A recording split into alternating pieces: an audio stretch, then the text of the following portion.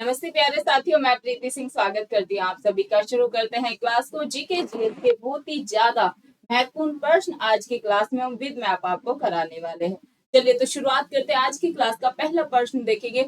Already है प्रश्न dear friends, state PCS में, बिहार कांस्टेबल, एसएससी, रेलवे के एग्जाम में पूछे गए हैं। क्या है क्वेश्चन? इनमें से कौन सा देशांतर भारत की मानक मध्याह्न रेखा है? 52.5 डिग्री ईस्ट, 82.5 डिग्री ईस्ट, हाँ 72.5 डिग्री ईस्ट या 82.5 डिग्री ईस्ट। ऐसे आपको अलग अलग 4 ऑप्शन मिलेंगे। मतलब यहाँ पर ये ऑप्शन है, क्या पता चेंज करके ऑप्शन हो। तो इसका जो राइट आंसर होगा हमारा होगा 82.5 डिग्री ईस्ट। सिंपल सा क्वेश्चन है। भारत का जो मानक समय रेखा है वो कितने देशांतर से होकर गुजरता है? तो आपका आंसर होगा 82.5 डिग्री ईस्ट।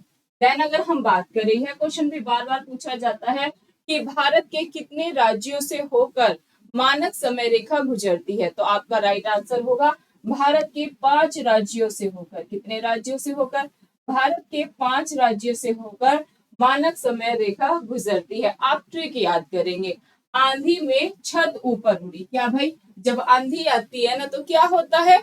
छत उड़ जाती है। जैसे गांव में जो भूसा होता है या फिर जो जैसे धान होते हैं ना, उसको झाड़ के जो उसकी पुली होती है उससे कई बार छत बना लेते हैं, जुगाड़ होता है गांव में। लेकिन जब आंधी आती है तो वो पुली उड़ जाती है। मतलब क्या हो गया? छत उड़ गई। तो ध्यान दीजिए क्या है ट्रिक। आंधी में छत ऊपर उड़ गई। आंधी से याद रखेंगे आप आंध्र प्रदेश। आंध्र प्रदेश से होकर मानक समय रेखा गुजरती है। मध्य प्रदेश आप याद रखेंगे मे से मध्य प्रदेश। छत से छत तो छत्तीसगढ़, छत छत्तीसगढ़। ऊपर से क्या है? उत्तर प्रदेश। उड़ी से क्या है? उड़ीसा। अगर आपको ट्रिक से याद होता है तो आप ट्रिक से याद कर ले, नहीं तो बहुत इजी है याद करना, मैप के थ्रू याद करेंगे। अगर हम बात करें यहाँ पर सबसे पहले भाई यूपी, यूपी से होकर गुजरती है। फिर आप याद रखेंगे, आप ध्यान रखेंगे भाई यूपी, फिर आप याद रखेंगे छत्तीसगढ़। छत्तीसगढ़ के बाद आपने ध्यान रखना है मध्य प्रदेश बीच से होकर गुजरता है। एमपी ध्यान रखेंगे।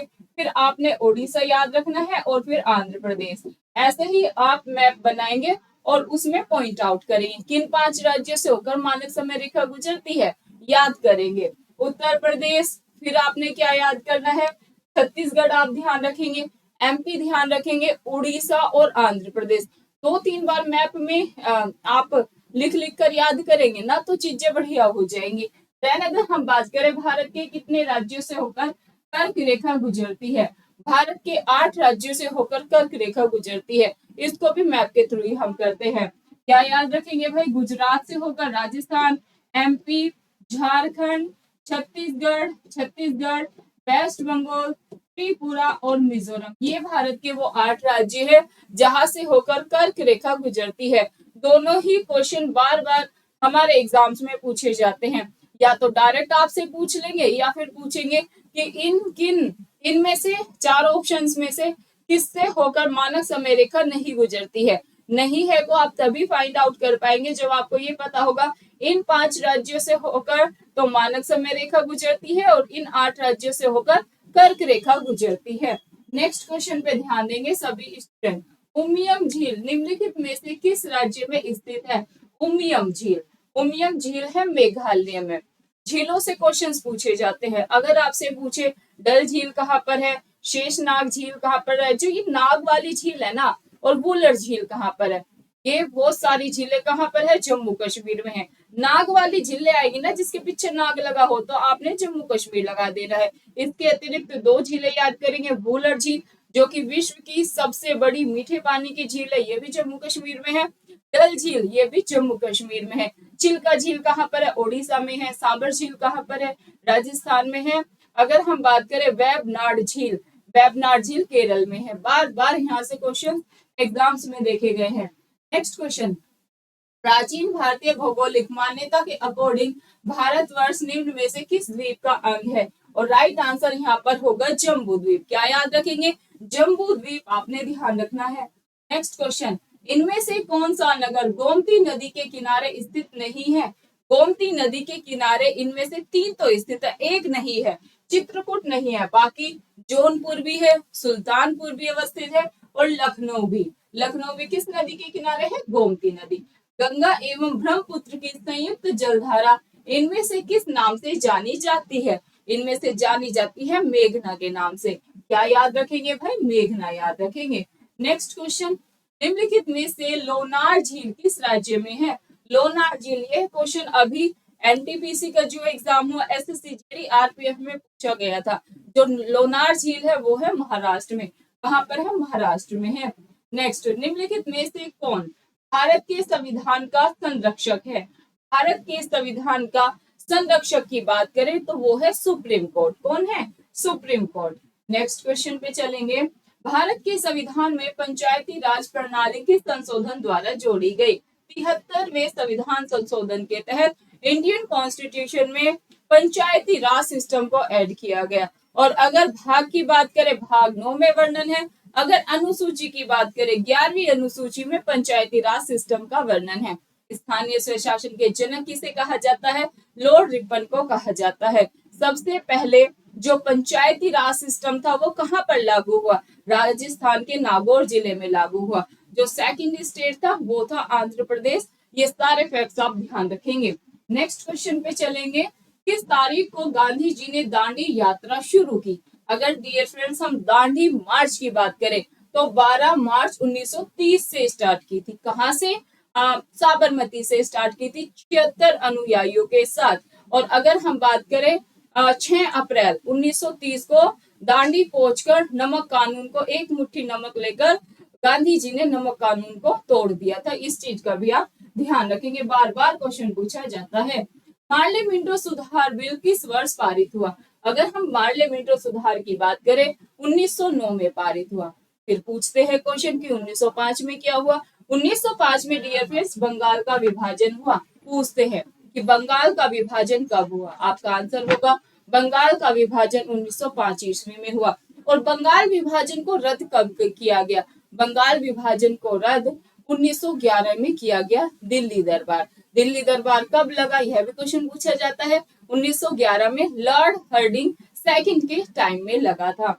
नेक्स्ट, अगर 1911 की बात करें तो 1911 में क्या हुआ था भाई? 1911 में बंगाल विभाजन रद्द हो गया था। इस चीज का भी आप ध्यान रखें। 1920 की बात करें, 1920 काफी महत्वपूर्ण सन है। 1920 में असहयोग आंदोलन की शुरुआत हुई थी। क्या भाई? असहयोग आंदोलन की शुरुआत कब हुई थी? 1920 ईस्वी में हुई थी। 1922 में असहयोग आंदोलन को समाप्त कर दिया गया था। नेक्स्ट क्वेश्चन पे चलेंगे। दिल्ली सल्तनत की दरबारी भाषा क्या थी? दिल्ली सल्तनत की जो दरबारी भाषा थी वो थी फारसी। क्या थी? फारसी। नेक्स्ट क्वेश्चन, किसके शासनकाल में सबसे अधिक मंगोल आक्रमण हुए? सबसे ज्यादा मंगोल आक्रमण किसके शासन काल में हुए?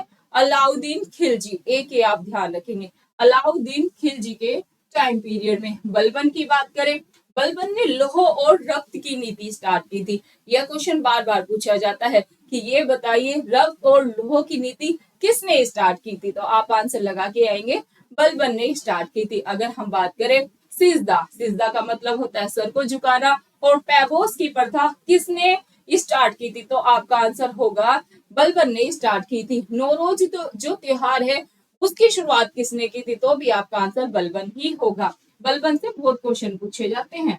नेक्स्ट क्वेश्चन देखो, संविधान सभा के प्रारूप समिति में कितने सदस्य थे? अगर बात करें संविधान सभा की प्रारूप समिति की, 7 सदस्य थे। कितने सदस्य थे?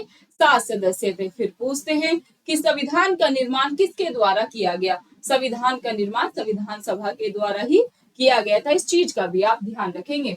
नेक्स्ट क्वेश्चन देखें, सबसे पहले संविधान सभा का विचार जो थॉट था वो किसने दिया था? एम.एन. रॉय ने दिया था 1934 में।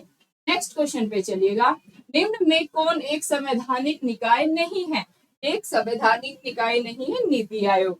अब आप डियर फ्रेंड्स ध्यान रखिए, आपका क्वेश्चन होगा कि मैम ये संवैधानिक निकाय क्या होते हैं?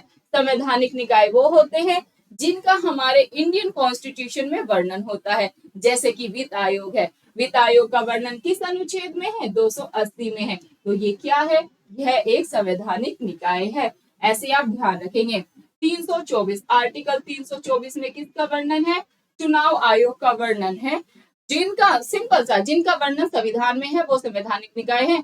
जिनका वर्णन संविधान में नहीं है वो असंवैधानिक निकाय है। जैसे नीति आयोग का वर्णन कभी भी कहीं भी संविधान में नहीं दिया गया, तो नीति आयोग क्या है, गैर संवैधानिक निकाय है। नीति आयोग का गठन की बात करें डियर फ्रेंड्स, सन 2015 में किया था।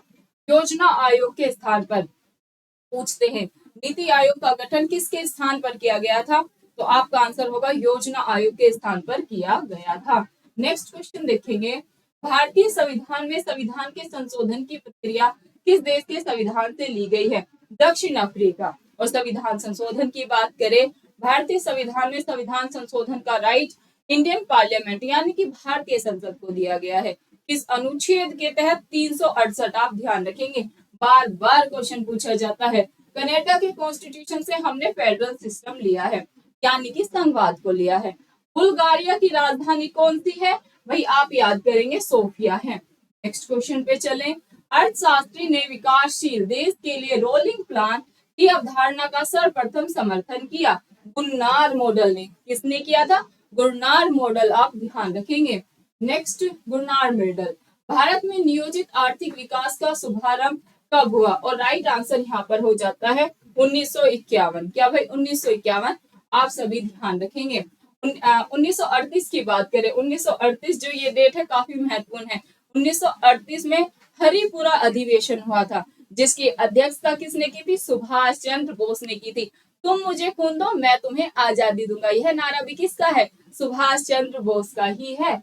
नेक्स्ट क्वेश्चन की बात करें, अपने पास क्या है, गाडगिल फॉर्मूला ने भारत में किस पंचवर्षीय योजना के उद्देश्यों को प्रभावित किया, चौथी पंचवर्षीय योजना, आप ध्यान रखेंगे।